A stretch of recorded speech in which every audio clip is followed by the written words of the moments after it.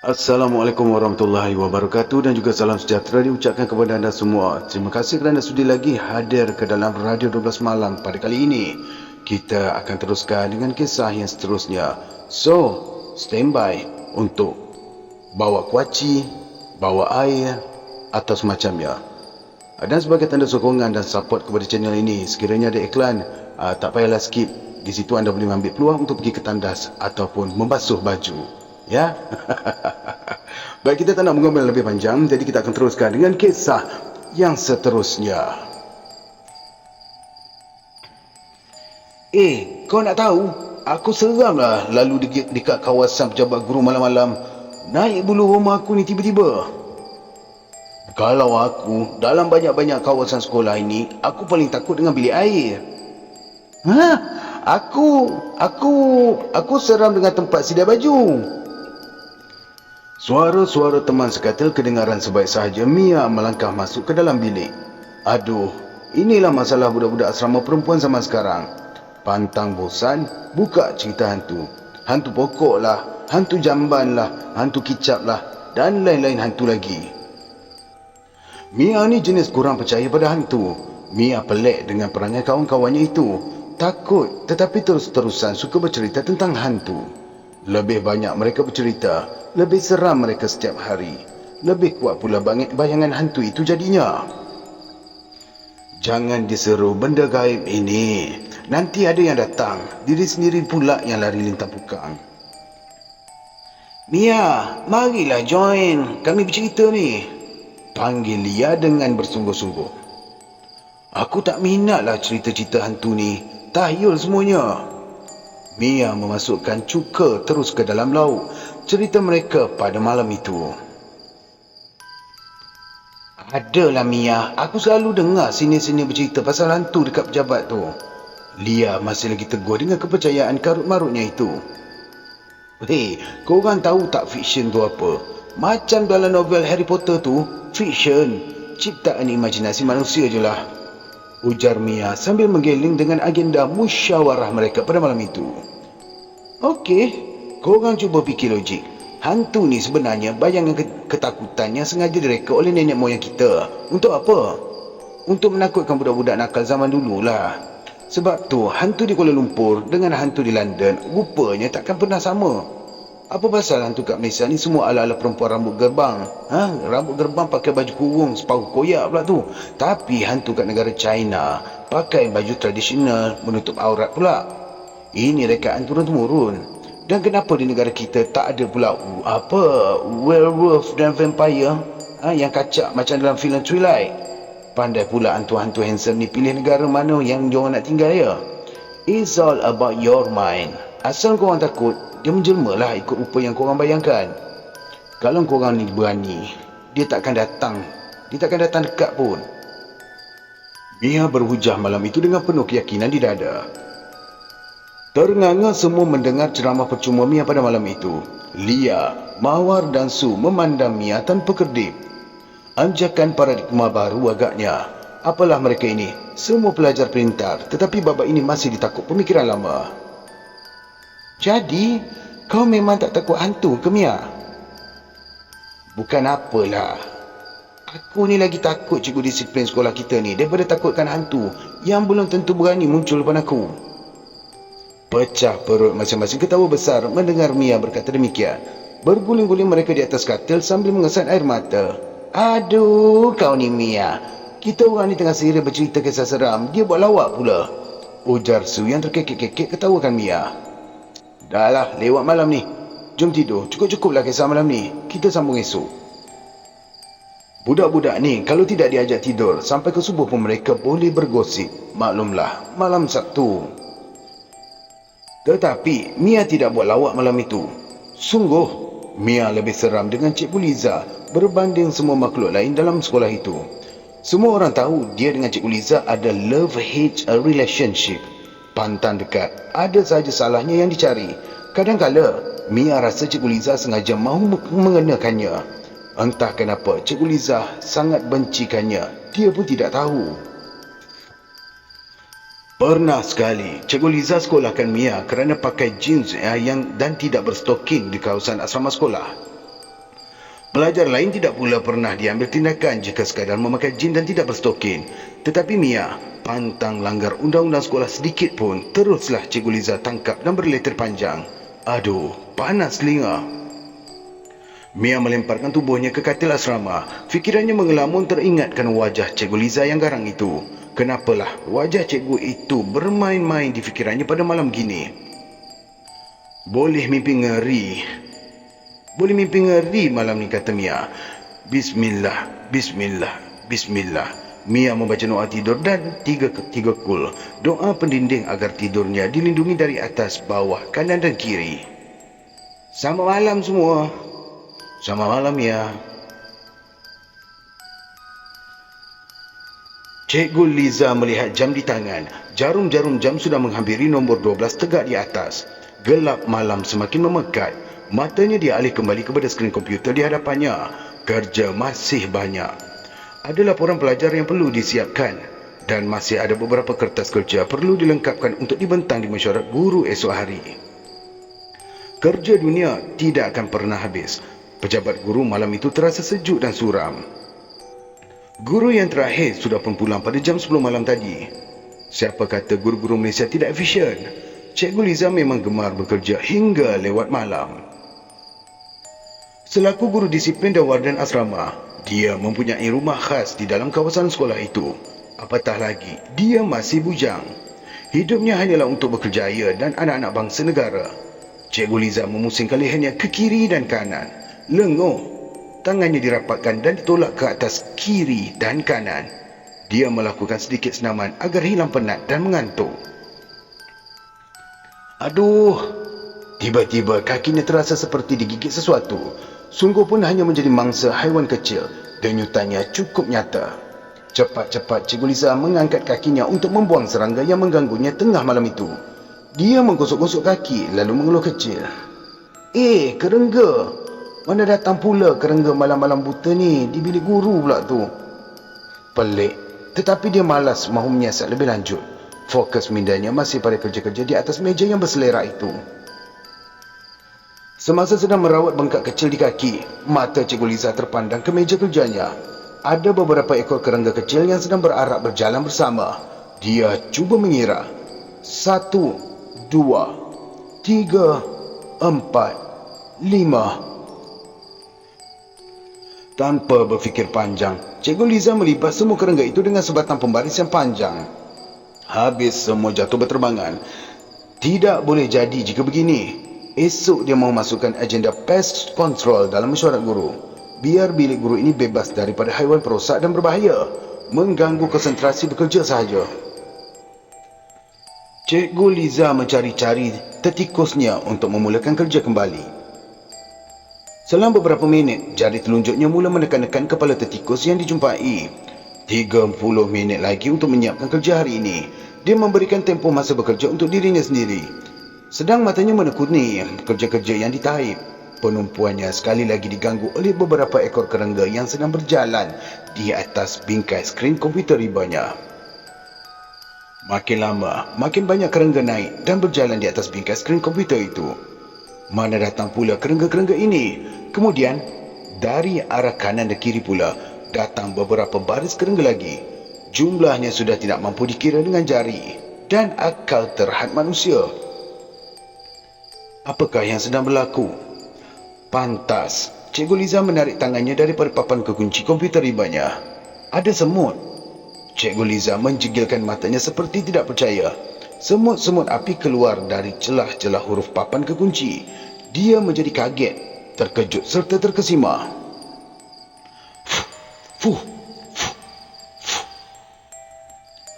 Cikgu Liza cuba meniup-niup papan kekunci itu agar semut yang ada keluar dan lari daripada komputer riba kesayangannya. Tangannya menolak-nolak kasar serangga berbisa itu daripada terus mengerumuni komputer ribanya. tidak berkesan. Ada beberapa ekor semut api telah menggigit kulit tangannya. Seperti orang yang tidak tentu arah, Cikgu Liza mengambil buku latihan salah seorang anak muridnya untuk mengimbas dan mengetuk kerengga-kerengga dan semut-semut api di atas mejanya. Tetapi, makin banyak pula jumlahnya. Komputer ribanya yang hitam hampir bertukar warna menjadi merah kerana badan haiwan-haiwan kecil itu yang sudah hampir bersatu. Aerosol pembunuh serangga. Idea itu tiba-tiba muncul di kepalanya. Dia segera membuka laci-laci meja. Tiada. Alamak, di mana pula resep ini disimpan? Fikir Liza, fikir. Baru dia teringat. Baru-baru ni, Cikgu Ayu ada meminjam untuk membunuh lipas. Cikgu Liza berlari ke meja Cikgu Ayu yang tidak jauh dari mejanya. Dia melihat ke bawah meja. Alhamdulillah, ada. Sepantas kilat dia membawa tin riset itu ke mejanya. Laju sahaja dia berlari dan apabila tiba di meja, Cikgu Liza ternganga hampir tidak percaya dengan apa yang dilihatnya. Astaghfirullahalazim. Dia beristighfar panjang. Tiada apa. Mejanya bersih tanpa seekor semut pun yang kelihatan. Tidak sampai 1 minit dia mengalihkan pandangan dan semuanya lesap bagaikan hilang di udara. La ilaha illallah. La ilaha illallah. La ilaha illallah. Cikgu Liza menekuk kedua-dua tapak tangan pada wajahnya seperti tidak percaya. Apakah dia hanya mengalami delusi sebentar tadi? Dia melihat tangannya. Bengkak sakit gigitan kerengga dan semut api masih kelihatan. Ini bukan mimpi. Ada yang berani mengganggunya sebentar tadi. Cikgu Liza terus membaca Bismillah 5 sebagai pendinding diri. Seluruh lampu bilik guru padam serentak. Hampir gugur jantung dibuatnya. Dia bukan takut, cuma terkejut. Kemudian, lampu-lampu itu terpasang kembali dengan sendiri. Allahu Akbar. Tetapi Cikgu Liza terus cuba bertenang. Pergi, aku tak takut dengan kamu. Cikgu Liza lantang menyuarakan suara hatinya. Dari jauh, ada sayup-sayup suara seorang remaja perempuan yang sedang mengilai. Cikgu Liza terasa seperti dia sedang diperhatikan. Apabila dia menoleh ke jendela, kelihatan ada sepasang mata merah sedang memandang tepat kepadanya. Satu senyuman sinis dihadiahkan khas buat Cikgu Liza pada malam itu sebelum susuk tubuh yang memakai baju kurung sekolah itu menghilangkan diri. Yang tinggal cuma hilaian tawa yang semakin kuat dan menyeramkan bunyinya. Tetapi ia hanya mainan dari jauh. Si mata merah tidak berani datang dekat. Cikgu Liza tahu akan hal itu. Selepas seketika, suara tawa itu semakin perlahan lalu hilang. Dia beristighfar. Dia kenal benar pemilik wajah si mata merah itu. Ayat kursi terus-terusan dibaca untuk melindungi diri. Cikgu Liza segera menutup komputer riba dan mengemas barang kepunyaannya. Sebelum gangguan lebih menggila pada malam itu, eloklah dia pulang ke rumah sahaja. Tidak baik untuk anak-anak didik di asrama yang lain jika mereka mendengar hilaian itu. Takut mereka yang lemah akan terganggu mental dan emosi. Mungkin juga trauma untuk terus belajar di sekolah asrama terkemuka itu. Untuk si mata merah, kau tunggu sahaja hari esok. Tahulah bagaimana dia uruskan masalah ini nanti. Berani pula dia datang kembali. Cikgu Liza memikirkan bebanan kerjanya yang bertambah minggu itu. Aduh, serabut kepalanya. Balik tidur dahululah, esok sahaja, sambung fikir. Selamat pagi, Mak Mah. Mia terus meluru kepada Mak Mah untuk bersalaman. Tangan orang tua itu dikucupnya. Mak Mah bekerja sebagai tukang cuci dan tukang kebun di asrama. Bukan orang tempatan, tetapi sudah lama menetap di Malaysia untuk menumpang mencari rezeki. Tidak seperti pelajar lain, Mia rapat dengan Mak Mah. Mak Mah suka melayan Mia. Setiap hari ada sahaja cerita Mia yang menghiburkan hatinya. Pada Mia, Mak Mah lah tempat dia meluahkan perasaan. Masalah dengan kawan, masalah dengan guru, masalah belajar dan segala masalah dunia yang lain. Mak Mah sudah menganggap Mia seperti anaknya sendiri. Ada hari, Mak Mah akan belanja Mia nasi lemak bungkus yang dibeli dari luar. tidak pernah kepada pelajar lain kecuali Mia. Mia pergi kelas dulu, Mak. Dah lambat ni. Nanti kena denda lagi dengan cikgu harimau tu. Ucap Mia sambil terkocoh-kocoh menyarungkan beg dan berlari-lari anak ke kelas. Mak menggeleng-gelengkan kepalanya, kemudian mengangguk-angguk dan melambai-lambaikan tangan kepada Mia. Kasihan Mak melihat anak itu selalu sangat dimarahi oleh Cikgu Liza ataupun Cikgu Harimau Istimewa itu. Dia bisu. Maafkan saya. Mak ini insan yang istimewa. Dia bisu. Komunikasinya dengan Mia terhad kepada beberapa bahasa isyarat dan badan sahaja. Namun, Mak seorang pendengar yang setia. Paling tidak, itu sahaja yang Mia mahu. Seorang kawan yang boleh mendengar ceritanya tanpa perlu membidas, mengatakan dirinya salah dan perlu membetulkan dirinya dari segala segi. Terlalu ramai bijak pandai di luar sana. Ustazah jadi-jadian pun banyak. Kadang-kala tidak sempat minta nasihat. Berbakul-bakul ceramah sudah kakak-kakak senior sediakan. Itu salah, ini salah, tidak pernah ada yang betul. Susah mahu hidupkan suasana positif apabila semua kawan-kawan gemar mencari silap diri yang negatif sahaja. Dunia. Sekolah yang punya pelajar SPM 18A sekarang boleh dicari. Sekolah yang punya semua pelajarnya baik-baik dan berakhlak mulia sudah tidak ada. Pupus seperti dinosaur di masa lampau. Itulah masalahnya. Apabila para ibu bapa sibuk kejarkan A, adab dan akhlak letak dalam almari. Paling tidak, itu yang ibu dan ayah Mia tekankan. Adab dahulu, baru ilmu. Orang yang beradab campak ke mana pun orang akan sayang. Orang yang ada ilmu tanpa adab susah mahu hidup dan cari makan nanti. Orang tidak suka. Pergi ke mana pun orang benci. Silap hari bulan, Allah pun benci. Mia pegang betul amanat ayah dan ibu itu. Sebab itulah, walaupun Mak Mia hanyalah tukang cuci, walaupun Mak hanyalah orang yang kurang upaya, Mia hormat Mak dengan sepenuh hati. Dia sempurna seperti orang lain di mata Mia. Islam itu indah. Ia untuk semua, tanpa sempadan yang perlu dipisah dan memisahkan. Bunyi penyapu Mak bergema di koridor asrama di hadapan bilik Mia. Sunyi. Semua pelajar sudah berada di dalam kelas masing-masing. Mak sudah lama berkhidmat di sekolah itu. Pelbagai ragam manusia sudah pun Mak jumpa, baik guru maupun pelajar di situ. Tetapi Mia istimewa di hatinya. Bakul-bakul sampah di luar koridor beratur panjang menanti kehadiran Mak setiap pagi. Mak menyingsing baju di lengannya. Dia membongkokkan tubuh melihat sampah-sampah yang ada di dalam tong di hadapan bilik Mia. Seperti ada sesuatu yang menarik minatnya di dalam bakul sampah berkenaan. Dia menguis-nguis dengan jari. Jumpa! Dengan cermat, selepas melihat kanan dan kiri, Mak melipat baik harta karun yang dijumpai sebentar tadi dan menyimpannya ke dalam poket baju. Mak senyum hingga ke telinga, puas hati. Dia segera mengikat plastik sampah itu dengan gembira.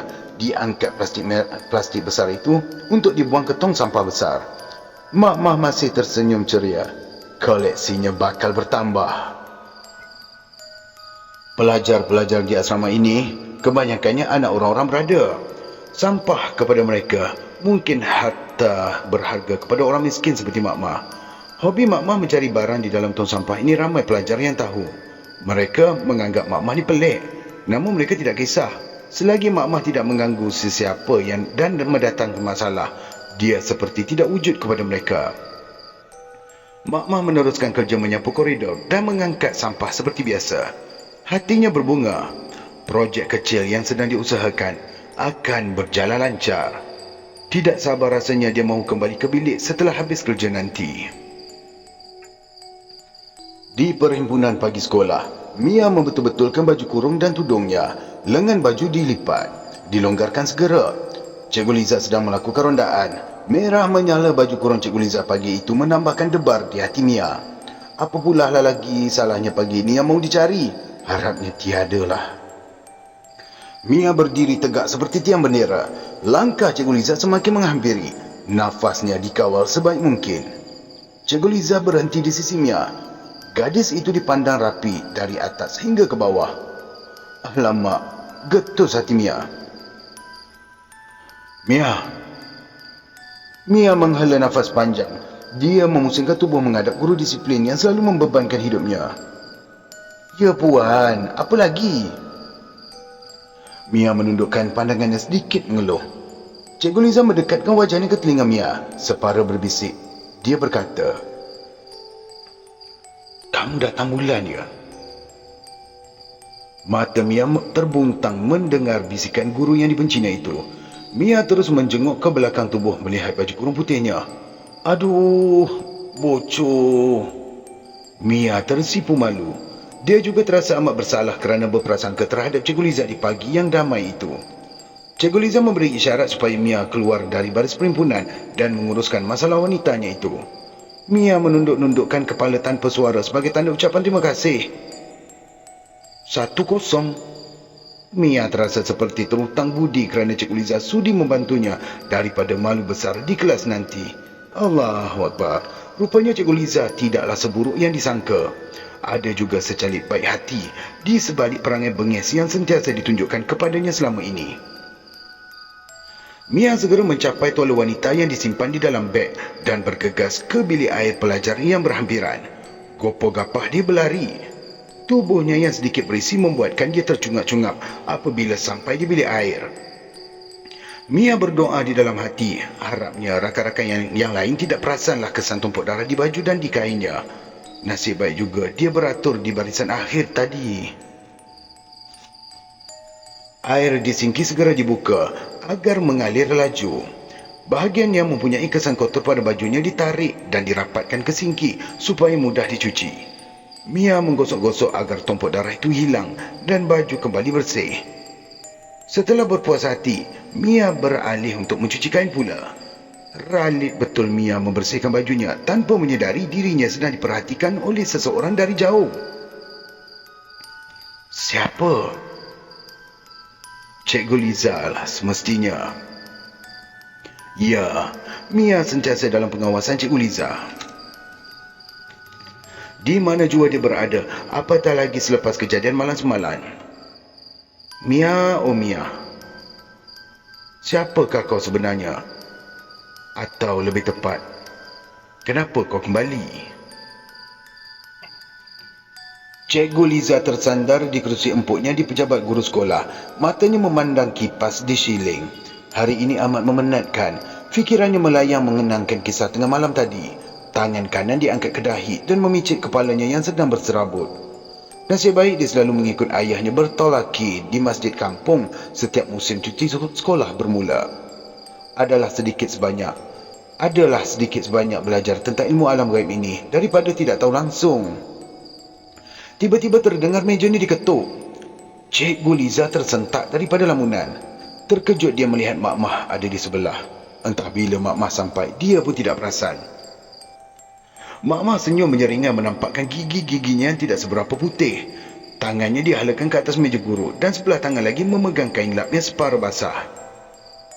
Dari gerak badannya, mudah untuk Cikgu Liza mentafsirkannya Mak Mah sedang mendapatkan kepastian sama ada mahu dilap mejanya ataupun tidak. Cikgu Liza menolak kerusinya sedikit ke belakang dan mengangguk-angguk membenarkan wanita berusia separuh abad itu meneruskan kerja hariannya. Beberapa basuh kecil dan bingkai gambar diangkat untuk memudahkan kerja pembersihan. Setiap kali membersihkan meja guru disiplin itu, mata Mak Mah tidak pernah lepas daripada memandang satu gambar pelik yang disimpan oleh Cikgu Liza. Ia terselit di antara buku-buku rujukan yang disusun berdiri di atas meja itu. Gambar wajah seseorang yang amat rapat dengan Mak Mah. Wajah Mia. Apa yang pelik? Gambar itu penuh dengan lubang, contengan dan lorikan pisau. Malah ia gambar yang telah koyak yang dicantumkan kembali menggunakan pita pelekat. Selama ini Mak Mah hanya mendengar suara luahan hati Mia. Namun apabila menjumpai sendiri gambar yang tersorok itu beberapa hari yang lepas, hatinya mula mencurigai sesuatu tentang guru itu. Apakah mungkin guru itu benar-benar membenci dan akan membahayakan nyawa Mia? Rasa bimbang mulai menghantui diri Mak Mah. Sejak dari hari itu, Mak Mah mula memasang langkah untuk menyiasat gerak-geri Cikgu Liza. Mak Mah tidak mahu perkara buruk berlaku kepada Mia. Dia harus lakukan sesuatu untuk melindungi gadis itu. Mak Mah sayangkan Mia seperti anaknya sendiri.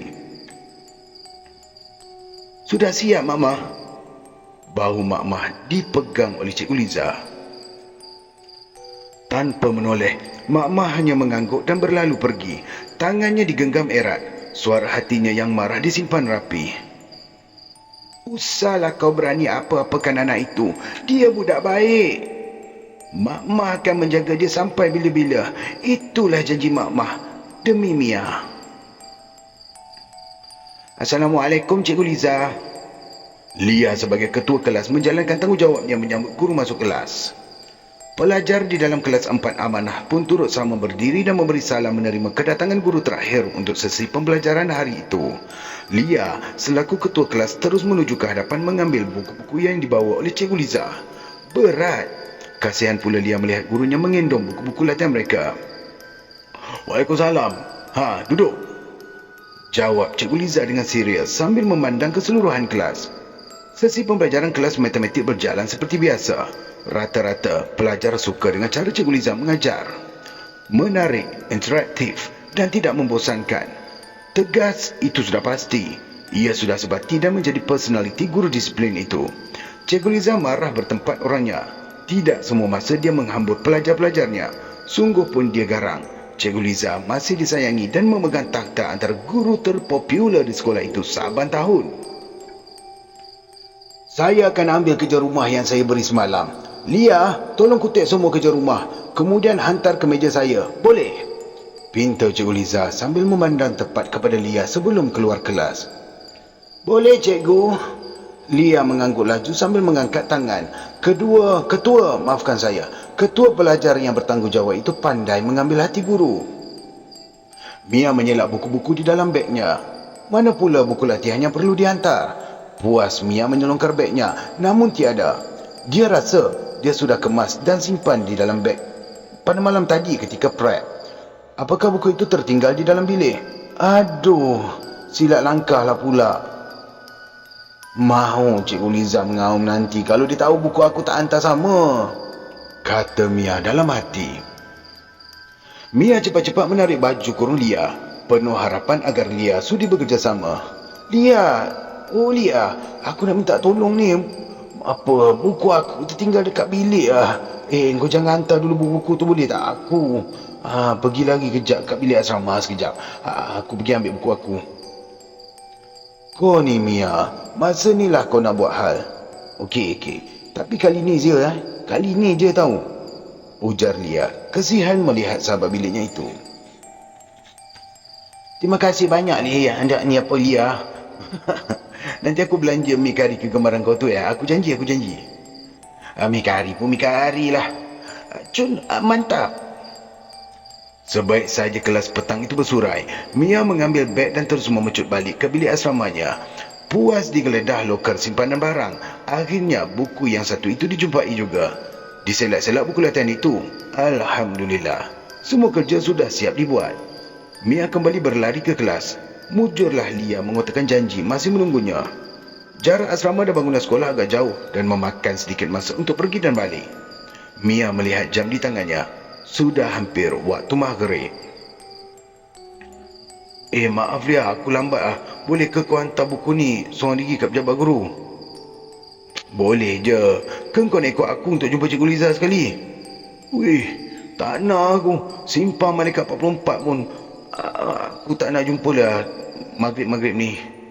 Mia bersungguh-sungguh menggiling tanda tidak mahu turut serta. Kau ni Mia, kelakarlah. Dia tu cikgu yang garang je, bukannya hantu. Tu pun nak takut. Weh, tak apa lah. Dia tu hantu di mata aku. Kau je lah yang pergi. Okey. Hei, ngomel Lia. Dia menyusun dan memegang erat buku-buku latihan yang diamanahkan untuk dihantar ke meja Cikgu Liza. Tersenyum dia melihat telatah sahabat biliknya itu. Entah apa masalah Mia yang pantang sangat dengan Cikgu Liza itu, dia pun tidak tahu. Lantak engkau lah labu. Jom kita gerak sekali. Ke kau nak tidur kat dalam kelas ni Mia? Weh, takkanlah. Jujur. Lia dan Mia berpisah di koridor menuju kedua arah yang berbeza. Langkah mereka dicepatkan. Maghrib sudah hampir menjelma. Setiba di koridor bilik guru, satu bau kurang enak hinggap di rongga hidung Lia. Lia mengurutkan dahinya. Baunya seperti kemenyan. Siapa pula yang membakar kemenyan waktu begini di pejabat sekolah? Lia memanjangkan leher menjenguk ke dalam bilik guru. Lengang. Hanya Cikgu Liza yang masih tekun bekerja di mejanya. Baik aku cepat-cepat hantar buku ni pada dia lah. Lepas tu balik asrama. Fikir Lia. Selangkah Lia masuk ke dalam bilik guru, seluruh bulu romanya tegak berdiri. Dari belakang tengkuk hingga ke ujung kaki. Allah. Kenapa dia rasa tidak sedap hati pula senja ini? Teringatlah Lia akan kisah-kisah hantu di bilik guru yang selama ini hanya menjadi sembang kosong antara dia dan rakan-rakan biliknya. Lia melangkah masuk dengan berhati-hati. Segala zikir yang dia ingat cuba dibaca sebagai penguat diri. Tetapi biasalah, kalau sudah panik seperti ini, kebanyakan surah yang sudah dihafal pun akan lupa. Dipandang kiri dan kanan, seperti ada barisan musuh yang mahu menyerang hendak. Realitinya, tiada sesiapa. Kecut perut. Itulah perasaan Lia yang sebenar. Takutkan dengan sesuatu yang dia sendiri kurang pasti. Lantai tu ada darah. Titik-titik tumpukan darah merah. Sebaris panjang. Dia melihat ke bawah. Terkejut Lia melihat kasutnya sudah pun terbijak salah satu tumpukan darah merah itu. Darah apa pula ini? Dia mengikuti jejak titik-titik tumpukan darah itu. Darah itu ternyata berhenti di meja dan kerusi di mana Cikgu Liza sedang khusyuk bekerja. Lia kaget. Dia berjalan laju menuju ke meja Cikgu Liza sambil menjaga langkahnya agar tidak terpijak kotoran di lantai itu sekali lagi. Cikgu! Lia melaung memanggil gurunya yang sedang ralip memegang komputer ribanya. Cikgu Liza mengalihkan pandangannya ke arah Lia. Lia, lewat pula kamu datang hantar buku hari ni. Langkah Lia tiba-tiba terhenti. Seluruh darah dalam badannya juga dirasa turut berhenti sama. Wajahnya yang kemerahan terasa perlahan-lahan bertukar kepada tiada warna. Lia terdiam, tidak mampu berkata-kata. Tekaknya terasa kering, tiada air liur setitik rasa. Kenapa yang kamu tercegat kat situ? Letak buku-buku tu kat sini. Cikgu Liza menunjukkan ruang kosong yang telah disediakan di atas mejanya. Lia masih terdiam membatu. Dengan wajah yang pucat lesi dan tangannya menggigil, Lia cuba mencari kekuatan untuk mengangkat jarinya menunjukkan sesuatu di belakang Cikgu Liza. Cikgu Liza yang perasan dengan perubahan Lia terus bangun dari tempat duduk dan berdiri menghadap pelajarnya itu. Kamu tak apa-apa, Lia? Kenapa dengan saya, Lia? Perlahan dalam ketakutan, Lia menggelengkan kepalanya, namun jarinya tetap dituding lurus ke belakang Cikgu Liza. Guru matematik itu cepat-cepat menoleh ke belakang. Allahu Akbar. Cikgu Liza spontan menjauhkan diri daripada sesuatu di belakangnya. Dia terkejut bukan kepalang. Hampir luruh jantung dibuatnya. Si mata merah berbaju kurung sekolah lusuh dan koyak sedang berdiri rapat di belakang kerusinya. Tegak, berani dan tersenyum jahat. Mata merahnya tajam merenung Cikgu Liza. Sinis dan menakutkan. Lia dan Cikgu Liza terkaku. Tidak tahu mahu memulakan langkah yang mana satu. Mahu melawan, tapi takut. Mahu cabut lari, pun takut. Lia sudah menggigil menangis ketakutan sambil memeluk belakang Cikgu Liza erat-erat. Ini baru pertama kali dia berhadapan dengan hantu yang menunjukkan wajahnya. Wajahnya amat mengejutkan Lia. Tidak sama seperti apa yang dia bayangkan atau yang selalu keluar di kaca-kaca televisyen. Memang Lia tidak menyangka hantu yang sebenar akan berwajah begitu. Si mata merah mula mengurak langkah permainannya senja itu. Darah mengalir keluar dari kedua-dua kakinya, membanjiri lantai pejabat guru itu. Darah yang busuk dan hanyir.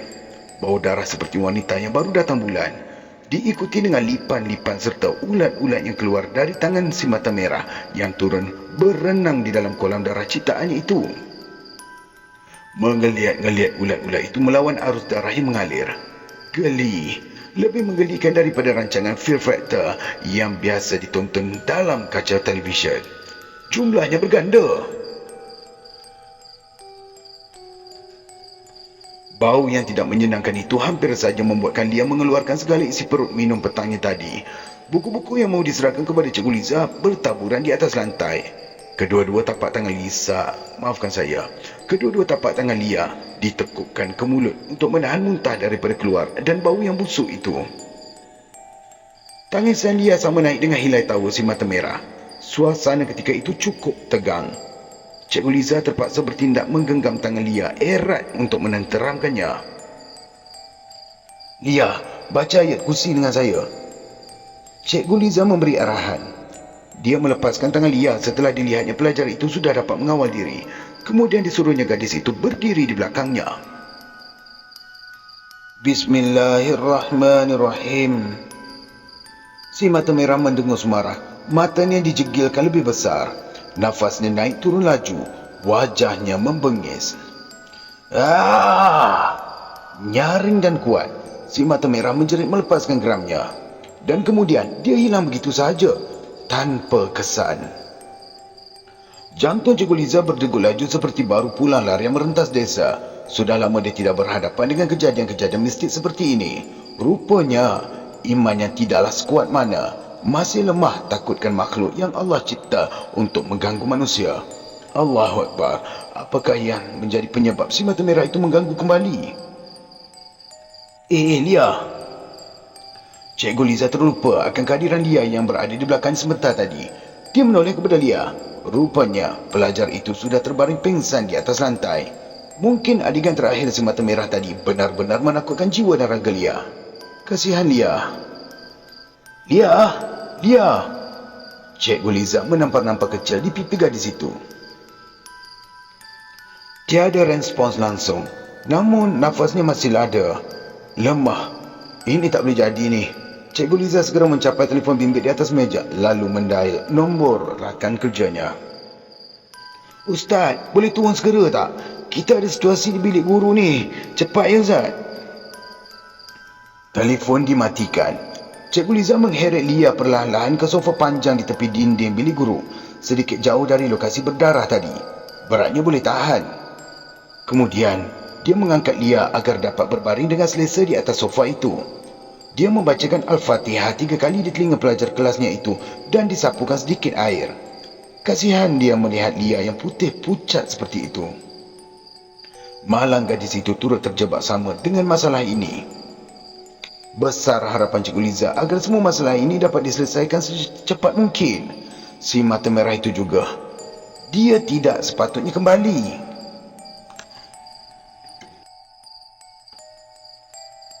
Pintu bilik stor tempat tinggal Mak Mah diketuk oleh Cikgu Liza. Bilik Mak Mah hanya bersebelahan dengan bilik guru. Diam. Tiada suara dari dalam. Sekali lagi, Cikgu Liza cuba memanggil. Mak Mah. Oh, Mak Mah. Pintu dibuka perlahan dari dalam. Mak Mah menjengah kepala dari balik pintu yang dibuka kecil. Dia mengangkatkan kepala dan keningnya. Ada apa? Itu bahasa isyarat yang diberi.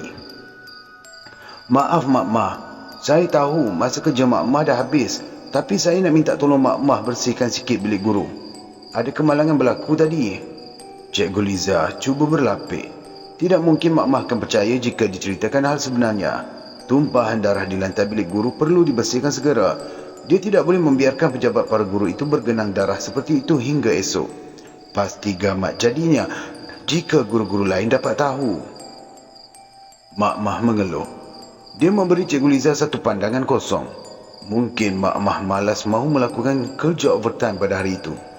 Bukan akan bertambah gaji pun. Tolonglah Mak Mah, kecemasan sangat-sangat ni. Cikgu Liza terus merayu. Akhirnya Mak Mah akur dan mengangguk lemah. Lega, satu masalah selesai untuk Cikgu Liza. Terima kasihlah Mak Mah. Mak Mah lah harapan nusa dan bangsa. Pujinya. Okey, next. Sementara menunggu Ustaz datang, Cikgu Liza mengambil telefon bimbitnya dan mendial nombor rumah ibu bapanya di kampung. Assalamualaikum, Mak. Abah ada? Waalaikumsalam. Sekejap. Ya Liza, ada apa? Ni Abah, adik Lina dia kembali. Dia kacau Liza kat sekolah ni. Mana mungkin? Lina dah lama tak ada. Mustahil lah boleh jadi macam tu.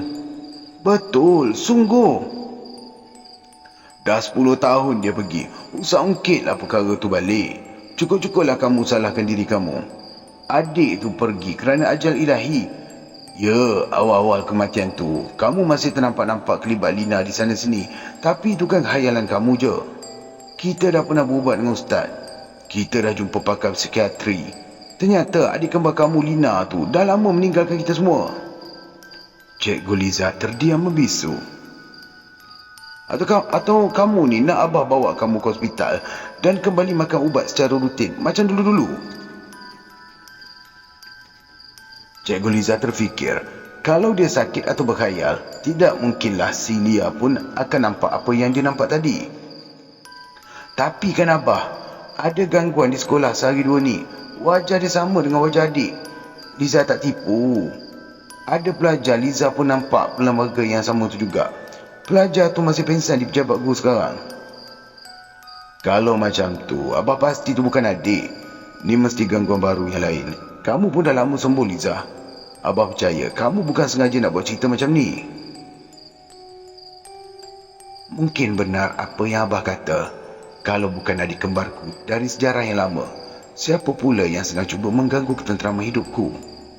Ada yang khianat dan sakit hati dengan aku kah? Dia terfikir. Baiklah Abah, terima kasih. Doakan Liza baik-baik saja di sini ya. InsyaAllah. Belum sempat juga Liza memikirkan dan menghadam apa yang bapanya baru sampaikan sebentar tadi. Jeritan Lia kedengaran dari bilik guru. Hantu! Cikgu Liza bergegas kembali ke bilik guru untuk mendapatkan Lia. Ketika itu, rakan-rakan sebiliknya yang lain, Mia, Su dan Mawar ada di sisinya.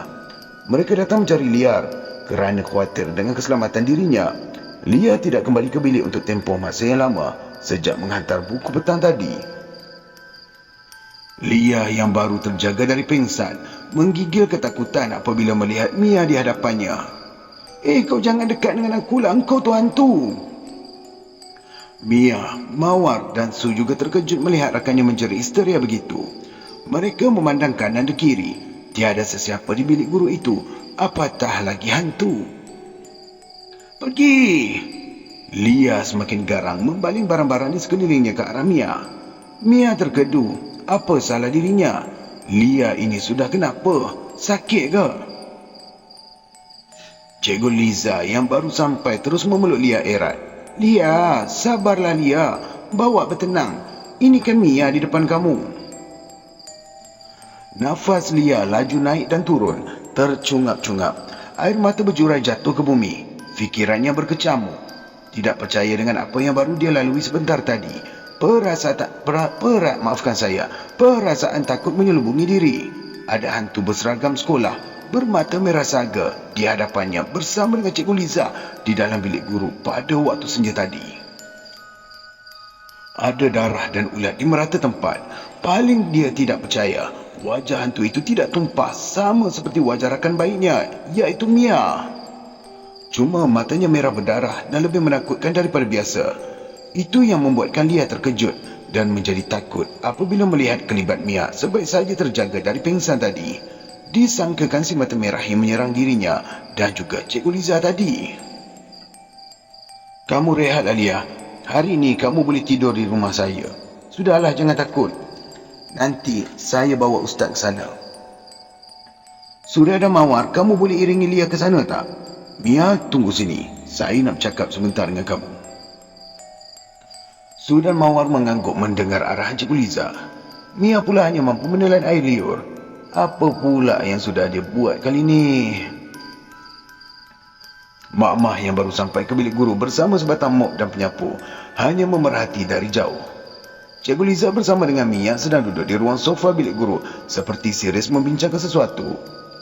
Semoga Mia tidak berada dalam keadaan apa-apa masalah. sambil membersihkan lantai yang berdarah dan penuh dengan ulat serta lipan itu. Sesekali Mak Mah akan menjeling kepada mereka.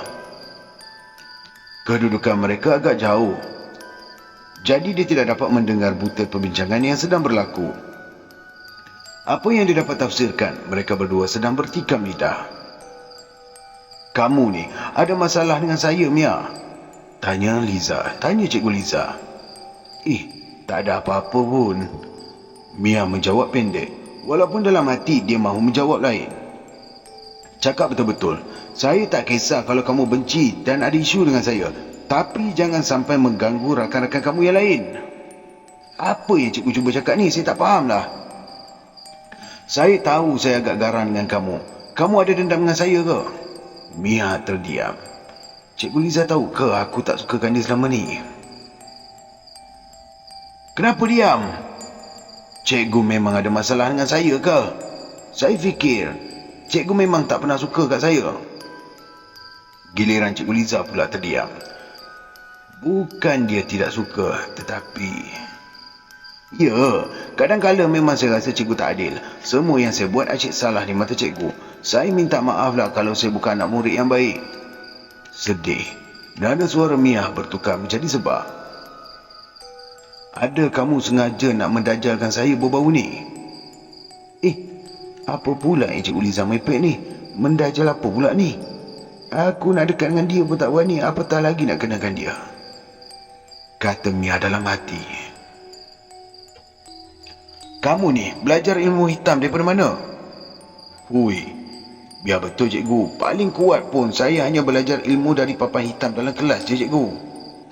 Berkerut wajah Mia merenung wajah Cikgu Liza. Dia benar-benar keliru dengan pertuduhan itu. Terlalu pelik untuk seorang guru disiplin bertanyakan begitu padanya. Cikgu Liza merenung Mia dalam-dalam. Naif. Dia menjawab setiap persoalan itu tanpa rasa takut dan jujur dari hati. Besar kemungkinan dia tidak tahu apa yang berlaku. Namun, pandangan mata Cikgu Liza juga tidak silap. Hantu yang muncul di hadapannya baru-baru ini memang memiliki iras wajah Mia atau Lina, adik kembarnya. Abang kata itu bukan Lina. Mia pula seperti tidak tahu apa-apa. Siapakah pula yang sedang mengganggu ketenteraman sekolah ini sebenarnya? Ataupun Mia sengaja hanya berlakon pura-pura bodoh di hadapannya? Dari jauh, Mak Ma masih memerhati. Kerisauannya semakin menebal. Dia khawatir Mia akan diapa-apakan oleh cikgu disiplin yang garang itu. Mia sudah dianggap seperti intan permatanya sendiri. Beranilah kiranya cikgu itu mahu mengusik Mia. Mak Ma tidak takut mahu menyerang balas. Tangannya diseluk ke dalam poket mencari-cari sesuatu. Dikeluarkan satu patung kayu kecil dengan berhati-hati. Boneka santet. Dia tersenyum sinis sendiri. Boneka kecil itu berselirat dengan rambut-rambut hitam yang telah digulung berkali-kali. Tak lain dan tak bukan, ia rambut Mia yang dijumpai di dalam tong sampah yang digali setiap pagi bersama beberapa barang Mia yang lain. Dia melakukan semua ini hanya untuk melindungi Mia. Mak Mah menyerusi mata merah, hanya mahu menakut-nakutkan Cikgu Liza agar dia segera berhenti dan berpindah keluar dari sekolah itu. Agar Mia selamat daripada ancaman cikgu garang itu setiap hari. Namun, dia tidak menyangka Cikgu Liza kuat berhadapan dengan ketakutannya sendiri. Jampi serapah dibaca oleh Mak Mah dengan berhati-hati. Butir perkataan tidak keluar. Hanya bunyi-bunyi suara orang bisu mengomel-ngomel dalam bahasa mereka sendiri. Selebihnya dituturkan dengan lebih jelas dalam hati.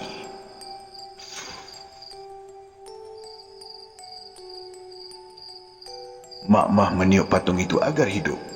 Perlahan-lahan, Mak Mah akan jaga Mia malam ini. Jangan risau anakku, kata Mak Mah dalam hati. Angin kencang yang menerpa masuk bilik guru secara tiba-tiba mengejutkan Cikgu Liza dan Mia. Si mata merah muncul kembali dengan wajah yang lebih bengis merenung tajam Cikgu Liza. Astaghfirullahalazim, Mia, hentikanlah semua ni. Hentikan apa, cikgu? Tolonglah Mia. Ramai yang akan tercedera kalau kamu berkeras mau melawan saya macam ni.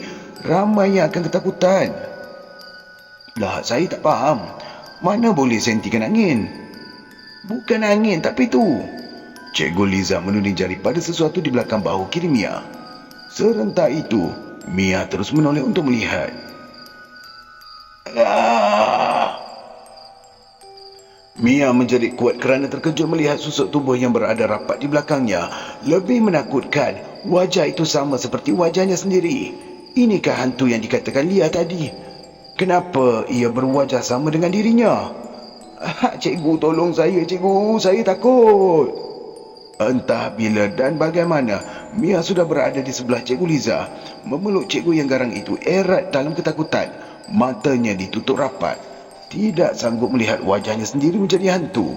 Seluruh badannya menggigil tidak berhenti. Peluh sejuk membasahi dahi. Baca ayat kursi, Mia. Baca ayat kursi. Cikgu Liza sedar, hantu ini bukan milik Mia. Jika tidak, masakan pula Mia lari ketakutan lebih pantas daripada Usain Bolt? Mia cuba menguatkan diri untuk membuka matanya dan membaca ayat-ayat suci Al-Quran. Itulah Mia. Bercakap sombong terlalu awal. Tidak percaya dan tidak takut pada hantu kononnya. Sekali Allah membuka hijab mata, baru dia tahu langit tinggi ataupun rendah. Apabila Mia membuka matanya, hantu berbaju sekolah lusuh itu masih ada di hadapannya. Astaghfirullahalazim. Dengan baunya yang hanyir busuk, ia meloyakan terus hingga ke anak tekak. Selang seketika, pandangan Mia mulai kabur. Mia menggosok-gosok matanya. Tiba-tiba semua menjadi putih. Mia tidak nampak apa-apa lagi. Kepalanya terasa ringan. Dia jatuh ke lantai, tidak sedarkan diri.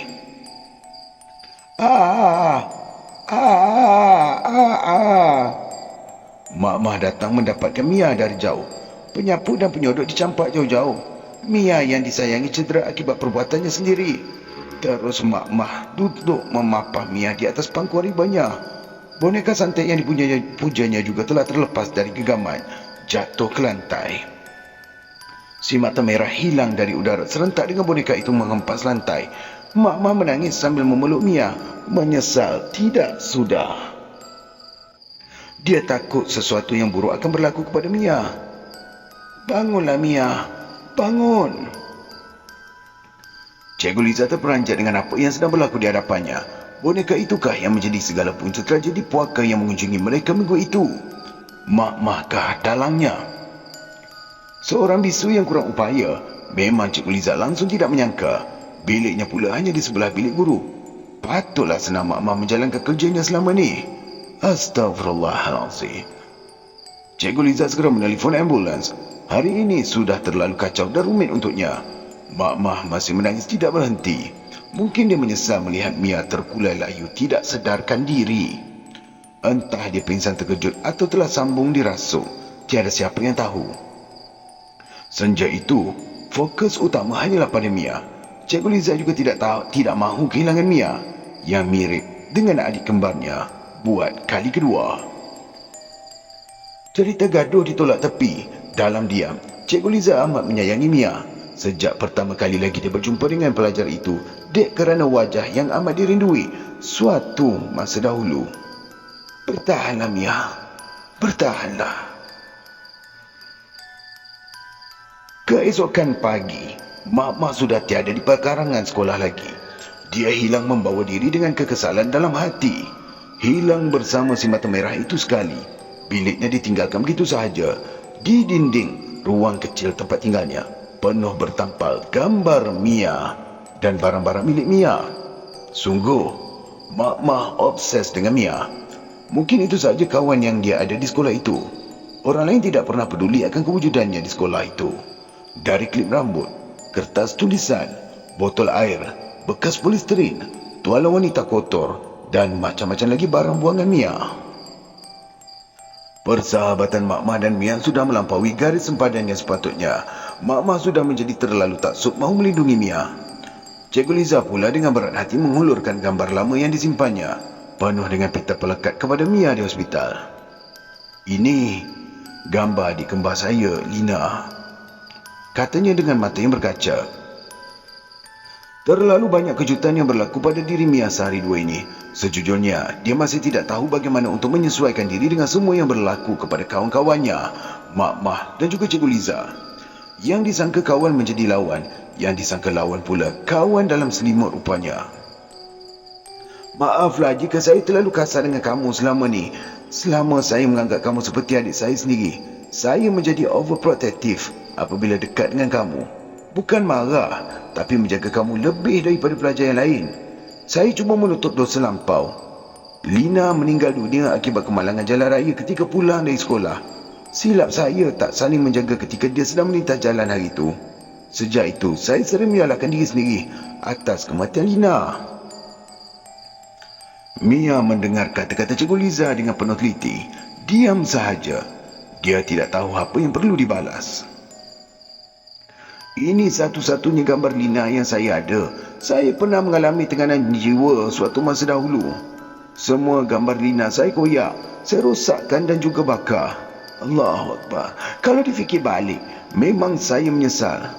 Itulah jadinya apabila kita tidak beriman dengan qadar dan kadar Allah. Itu juga sebab kenapa saya tidak berkahwin dan memilih untuk menjadi guru sekolah sehingga saya tua. Saya tak mahu kemalangan yang sama berulang kembali. Saya tak mahu ada jiwa yang sakit seperti saya dahulu. Paling tidak, saya ada untuk terus menasihat dan membimbing pelajar-pelajar saya sampai bila-bila. Percayalah, kamu tak mahu lalui apa yang pernah saya lalui dahulu. Cikgu Liza memegang lembut tangan Mia sambil tersenyum. Saya ni garang kerana saya sayang. Harap kamu sudilah maafkan saya, Mia, katanya penuh ikhlas. Luluh hati Mia mendengar luahan perasaan Cikgu Liza pagi itu. Terlalu banyak prasangka Mia terhadap Cikgu Liza selama ini. Air matanya mengalir laju. Apalah ego yang mahu disimpan di dalam diri untuk tidak memaafkan cikgu disiplin di hadapannya itu. Mia juga seharusnya meminta maaf atas segala kesulitan yang telah dicetuskan oleh Mak-Mak, berpunca daripada kutub-kutub belakang tentang hal buruk cikgu itu. Hanya kerana Mia, guru itu dan sahabat-sahabatnya telah ditimpa bala. Mia bangun dari katil dan terus memeluk Cikgu Liza sekuat hatinya. Akan Mia ingat untuk selamanya agar tidak mengata buruk mana-mana guru yang telah bersusah payah mencurahkan ilmu demi memandaikan anak bangsa. Tanpa guru, tanpa ilmu yang berkat, siapalah kita hari ini? Ampunkan Mia juga, cikgu. Ampunkan Mia.